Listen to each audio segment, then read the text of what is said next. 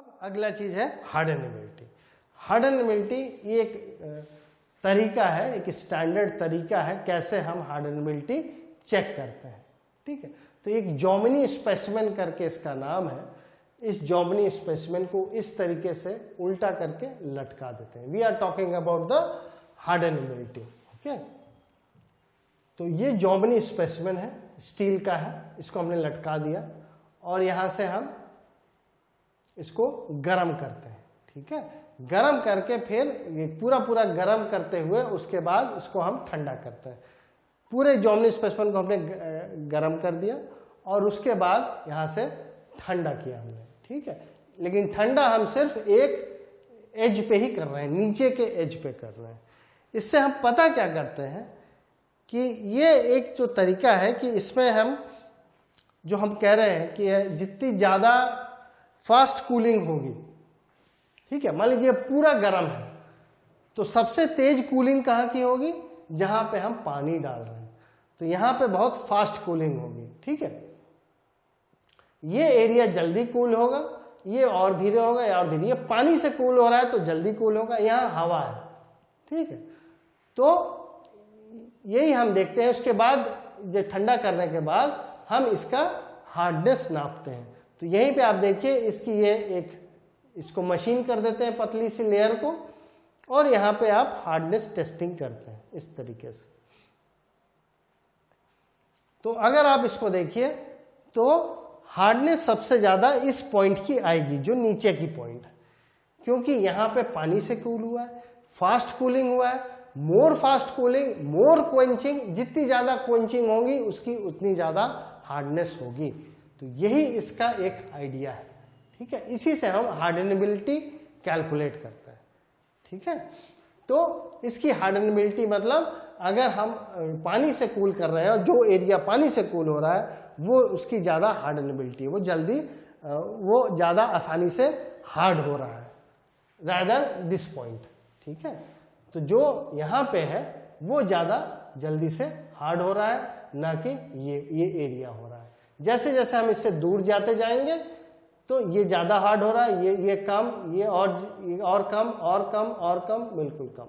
तो सबसे ज़्यादा हार्डनेस यहाँ होगी, जो कि ऑब्वियस है क्योंकि आप वहाँ पे फास्ट कूलिंग दे रहे हैं, यहाँ आप पानी से ठंडा कर रहे हैं, तो ज़्यादा हार्ड हो रहा है वहाँ पे, ना कि ऊपर होगा।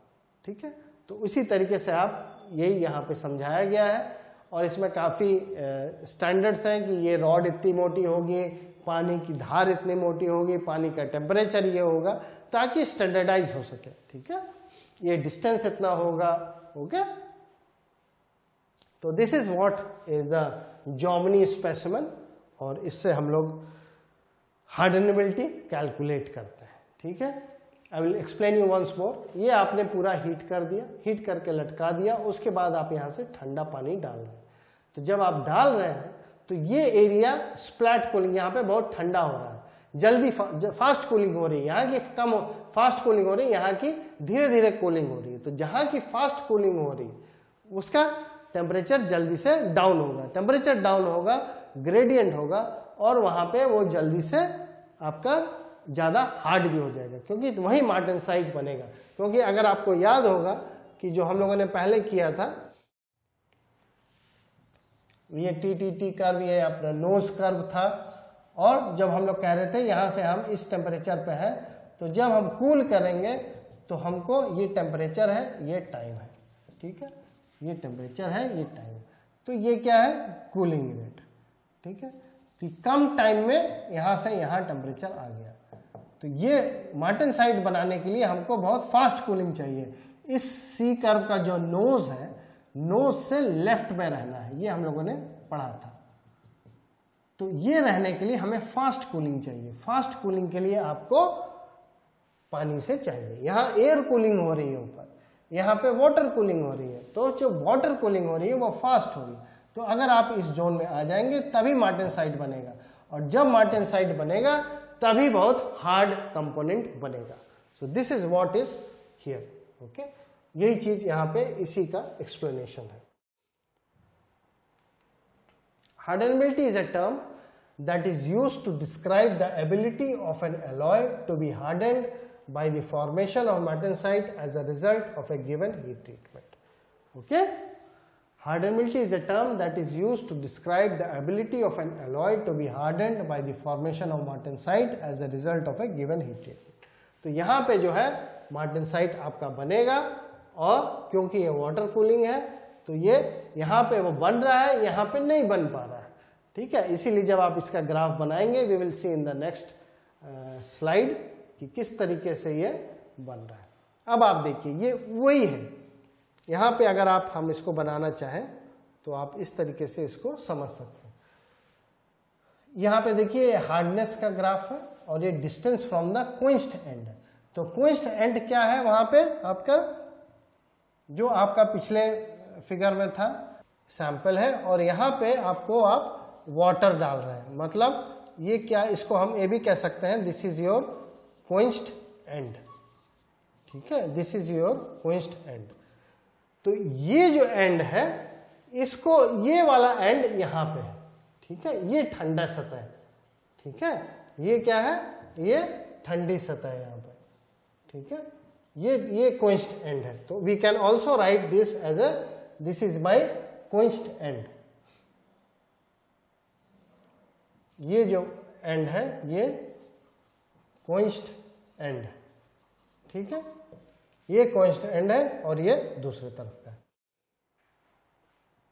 तो यहां पे ठंडा किया तो हमने देखा यहां पे ज्यादा हार्डनेस होगी, तो वही चीज यहां पे आप देखिए HRC जो है आपका हार्डनेस का जो स्केल है, Rockwell hardness scale, scale C HRC, ये आपकी मैक्सिमम वैल्यू यहां दे रहा है, और जैसे जैसे आप इस एंड से दूर जाते जाएंगे उसकी हार्डनेस कम होती जाएगी, ठीक है।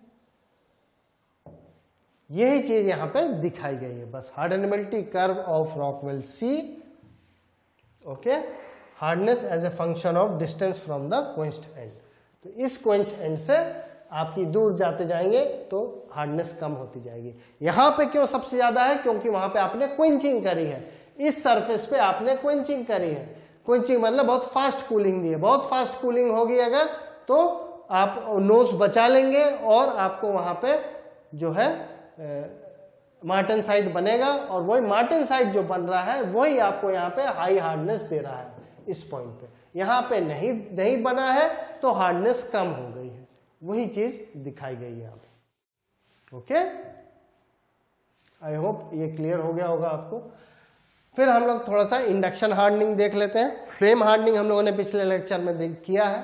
इंडक्शन हार्डनिंग क्या है कि इंडक्शन हार्डनिंग, फ्लेम हार्डनिंग, इसमें करना क्या है हमको कि सिर्फ सरफेस की लेयर को गर्म करना है, सिर्फ सरफेस की लेयर को, और गर्म करके उसको ठंडा करना है। तो सरफेस लेयर ठंडा गर्म करने के लिए या तो हम फ्लेम हार्डनिंग करें या इंडक्शन हार्डनिंग करें, दो तरीके हैं। फ्लेम हार्डनिंग मतलब आग जला के ऊपर किसी टॉर्च फ्लेम से आपने फ्लेम टॉर्च से आपने गर्म कर दिया और उसके बाद ठंडा कर दिया। इंडक्शन मतलब एक आपने कॉइल में, इंडक्शन कॉइल में आपने हीट करके उसको वहां पे गर्म किया और उसके बाद ठंडा किया। तो case hardening process is used to increase wear resistance, surface hardness and fatigue life through creation of hardened surface layer. It is the same thing what we have been doing while maintaining an unaffected core microstructure. हम बना रहे हैं बाहर की सतह को मोटा hard बना रहे हैं, very hard outer layer and inside, तो जो ये हार्ड है outer layer and this is your soft. इसके कई एडवांटेज हैं, ये वियर एंड टियर देखेगा, ये टफनेस देखेगा। This will take care of your toughness and this will take care of your wear and tear. Okay, the outer layer will take care of your wear and tear, inner core will take care of your toughness. So you have combined both the properties, और इसीलिए हम surface hardening पे जाते हैं। ओके, induction hardening is used to increase the mechanical properties of ferrous components in a specific area. Typical applications are powertrain, suspension, engine components and stampings. Okay, what is the benefits of this? are improvement in strength, fatigue and wear resistance in a localized area without having to redesign the component. Okay. Benefits क्या है? Favored for components that are subjected to heavy loading. Induction imparts a high surface hardness with a deep case capable of handling extremely high loads. Fatigue strength is increased by the development of a soft core. जैसा हमने आपको बताया पिछले में कि अंदर soft है, बाहर हार्ड है. इंडक्शन हार्डनिंग से हम ये बनाते हैं, फ्लेम हार्डनिंग से भी बनाते हैं, केस हार्डनिंग से भी बनाते हैं, कार्बराइजिंग से भी बनाते हैं, नाइट्राइटिंग से भी बनाते हैं. इन सबों से हम अपने कोर को सॉफ्ट रखते हैं, बाहर हार्ड बनाते हैं. पूरा हार्ड बना देंगे तो चीजें टूट सकती हैं. ठीक है, स्ट्रेस झेल नहीं पाएगा.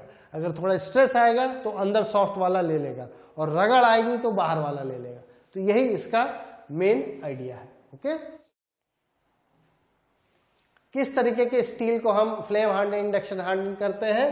तो अराउंड 0.3, 0.6, 0.7, 0.8 इन जिसमें थोड़ा ज्यादा कार्बन है उन्हीं स्टील को हम फ्लेम हार्डनिंग करते हैं या इंडक्शन हार्डनिंग करते हैं.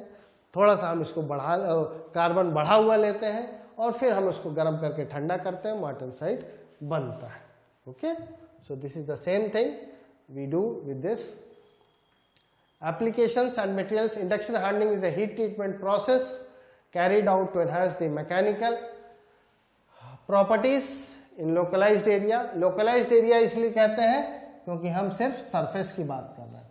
ठीक है, सिर्फ सरफेस पे हम काम करते हैं, अंदर नहीं करते. ओके.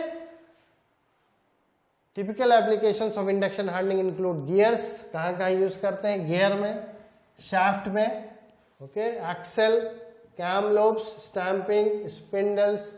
ओके. तो कई चीजें हैं जहां पे हम लोग इसको यूज करते हैं. ठीक है. डाइज, मैंड्रल्स हम लोगों ने देखा था नाइट राइडिंग में. तो ये this we have done before also, so will not spend some time on this. Maybe will like to understand this. Induction है. इंडक्शन क्या है? सेकेंडरी कॉइल एक होता है, एक प्राइमरी कॉइल, एक सेकेंडरी कॉइल. आपने ट्रांसफार्मर में पढ़ा होगा इसको. इस लाल वाले में हम अपना करंट दौड़ाते हैं. तो अंदर भी कंडक्टर है ये, तो एक इंड्यूस्ड करंट हो जाता है. इस इंड्यूस्ड करंट से जब एक करंट चलता है तो मैग्नेटिक फील्ड भी उस पर एक बनाता है चारों तरफ. कॉइल में अगर एक करंट है तो उसके चारों तरफ मैग्नेटिक फील्ड भी होता है. और ये इंडक्शन हीटिंग बहुत ही, इसमें क्या है, विदाउट टच, कोई टच नहीं होता, दूर से ही काम होता है. ठीक है, कोई टचिंग नहीं होती है. ये कॉइल जो बाहर है वो इसको टच नहीं करता है. ठीक है. ये अंदर जो ये आपका वर्क पीस है, जो ब्लू वाला है, ये आपका वर्क पीस है. तो जब एक करंट लाल रंग से जो है इस कॉइल में जब करंट बहती है, प्राइमरी कॉइल कहते हैं, तो एक इंड्यूस्ड करंट, इसकी वजह से एक करंट इस वर्क पीस में दौड़ती है. तो इस वर्क पीस में जो नीली वाली वर्क पीस है, इसमें जो करंट उल्टी दिशा में बढ़ती है, बहती है, उससे इसमें हीटिंग होती है. इसीलिए इसको इंडक्शन हीटिंग कहते हैं. इसमें कोई टच नहीं है. ठीक है. तो ये इसमें हमने कॉइल में करंट डाला और ये इस करंट की वजह से इसके अंदर जो वर्कपीस है, कंडक्टिंग वर्कपीस है, इसमें एक सेकेंडरी करंट आया और वो उसको गर्म करता है. और इस गर्म करने से आपका जो है इसमें हीटिंग होती है. और ये जब गर्म होता है तो इसकी बाहरी सतह गर्म हो जाती है और उसके बाद जब वो गर्म हो गया तो आप क्वेंच कर दीजिए. तो वही प्रोसेस है जो फ्लेम हार्डनिंग का है. ठीक है, बिल्कुल वही चीज है, बस इसको गर्म करने का तरीका अलग है. So this is called the induction heating. This process is used for the surface hardening of steel and other alloy components. The parts to be heated are placed inside a copper coil. ये copper coil है आपका लाल वाला, इसके अंदर आपने इसको रख दिया and then heated above their transformation temperature. किस टेम्परेचर पे जाना है ये आपको फेज डायग्राम बताएगा. कौन से फेज में जाना है फेज डायग्राम बताएगा. किस कंपोजिशन पे है ये भी फेज डायग्राम के हिसाब से आप टेम्परेचर डिसाइड करोगे. तो उसी हिसाब से ये जाता है. बस इस प्रोसेस से हम इसको सरफेस को हीट करते हैं और हीट करने के जब वो हीट हो गया उतने टेम्परेचर पे और थोड़ी देर उसको रखते हैं वहां पे ताकि इतनी थिकनेस तक वो हीट हो जाए. ऐसा नहीं हो सिर्फ बाहरी सतह हीट हुई और अंदर नहीं हुआ. जितनी आपको जितनी थिकनेस की आपको हार्डनेस चाहिए, ठीक है, केस डेप्थ चाहिए, उतनी देर तक आपको रखना पड़ेगा. ठीक है. और उसके बाद हम इसको आगे बढ़ाते हैं। So the components are heated by means of an alternating magnetic field to temperature within or above the transformation range or followed by the immediate quenching. Okay, so it's just same thing, बस आपको गर्म करने का एक तरीका है, इसीलिए इसको इंडक्शन हीटिंग से हुआ, इसलिए हम इसको इंडक्शन हार्डनिंग बोलते हैं। ओके, इसमें इलेक्ट्रिक से काम हो रहा है तो आप फ्रीक्वेंसी चेंज कर सकते हैं, पावर लेवल चेंज कर सकते हैं, ये कई चीजें हैं जो आप उसको कंट्रोल करके उसकी कितनी जल्दी हीट करना चाहते हैं, कितनी अंदर तक जाना चाहते हैं, ये आप इस सब से कंट्रोल कर सकते हैं। ठीक है, सरफेस हार्डनिंग किस किस मटेरियल पे हम यूज कर सकते हैं? कार्बन स्टील हम लोगों ने डिस्कस किया, एलॉय स्टील, स्टेनलेस स्टील, मार्टेनसेटिक में, पाउडर मेटल को भी करते हैं, कास्ट आयरन को भी करते हैं, ग्रे आयरन को भी करते हैं, डक्टाइल आयरन को भी करते हैं, मैलिएबल आयरन को भी करते हैं। ओके, तो ये काफ़ी चीज़ें हैं जो हम लोग कौन कौन से स्टील हम लोग इसमें यूज़ कर सकते हैं, कौन कौन से आयरन यूज़ कर सकते हैं। तो आपने देखा कास्ट आयरन भी हम लोग इसको हीट कर सकते हैं, पाउडर मेटल्स को हम लोग कर सकते हैं। तो पाउडर मेटल को करने से क्या फ़ायदा है? छोटे छोटे जो पाउडर है, पतले जो पाउडर फॉर्म में जो मेटल है उसको आपने हीट कर दिया, तो उस पाउडर के आउटर सरफेस को आपने हीट कर दिया। ठीक है, तो surface hardening carbon steels, alloy steel, stainless steels, हर तरीके के स्टील आप कर सकते हो। बट किस स्टील में कौन सा प्रोसेस लगेगा ये देखने वाली बात है, based on the carbon percentage of that steel.